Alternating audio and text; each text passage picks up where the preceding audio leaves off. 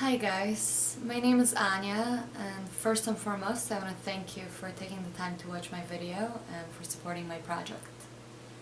What is my project exactly? I am in the midst of writing a documentary on the various ways that different cultures around the world celebrate and view death.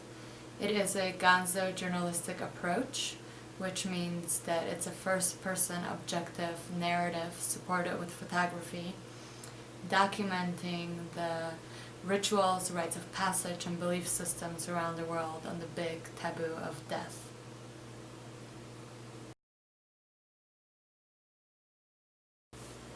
In January of 2012, I lost a pregnancy in the 27th week. It was by far the most devastating experience of my lifetime. What followed was a really intense, almost 2-year grieving process where I had a complete breakdown. I went through spurts of neurosis, loss of identity, anger, violent fits, denial, and an actual desire to die. What I longed for the most during those times was connection and community, but what I experienced was isolation and rejection. Acquaintances who knew that I lost my baby would run the other way when they would see me approaching in public places.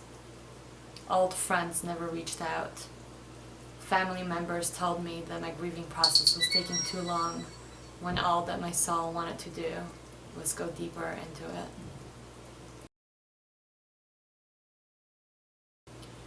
In between waves of my despair, I caught a glimpse of the realization that what I needed and lacked the most were the necessary tools and resources to help me grieve in a healthy and productive way. Since I am a writer, the only way I knew how to deal with this trauma was by writing my way through it. And so I started a blog. I took all the nasty, crazy emotions bubbling inside of me and transcribed them onto paper, which I then released on the web for everyone to see.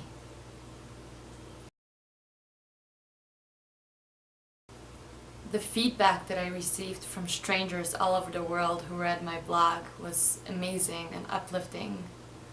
Not only was I encouraged to keep going in the exploration of my inner emotions, but I was also thanked for my process, which in turn was helping others with their grieving from even years ago. When I went into deeper communication with some of the people who responded to my blog, we began a conversation around death. What became really apparent and obvious was that fear is the biggest issue around this subject.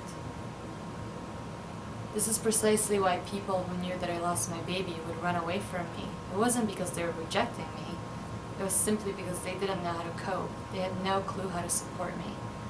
We were never taught how to grieve, how to support those who are grieving, or even have a conversation around their own pending death. This is where the inspiration for this project came from.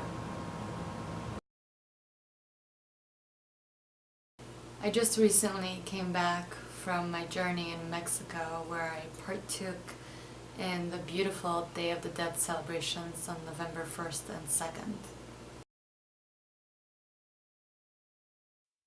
I am stopped in my tracks by the sound of sobbing. I see a man sprawled across a grave decorated with white flowers and just a few candles. We are told that the graves of the little ones are distinguished by white flowers.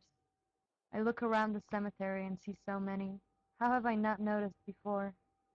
My heart breaks in a million pieces, not only for them or for my own pain, but also for this very sad father who is grieving the loss of his baby. The air gains density, and once again my own grief comes to the surface. Before I know it, I am sobbing along with this man, consoled by various hands on my shoulders I do not recognize. I am unsure if my tears are his or if his are mine. My heart understands that in this place, we are one entity experiencing the same angst and sorrow. The others in the circle remain quiet without questioning this intimate unfolding. My sobs subside and my lips crack a smile at the comfort I'm experiencing in this foreign land with these people I do not know. The ones close to me smile back. I want to put my hand on the sobbing man's back, but know that he is lost in mourning. This is the land where that is allowed. I bow in deep gratitude and leave respectfully. To shift gears, we move towards some cheerful mariachi music. My trip to Mexico was both heart and mind opening. The beautiful celebrations there encompassed all spectrums of emotions, from grief and sadness to joy and celebration and remembrance. I felt more at home there, even as a stranger who didn't speak the language, than I did here when I was going through my grieving process. I am raising funds to move on with this mission. Your involvement will provide the necessary winds to push my sails to the next destination.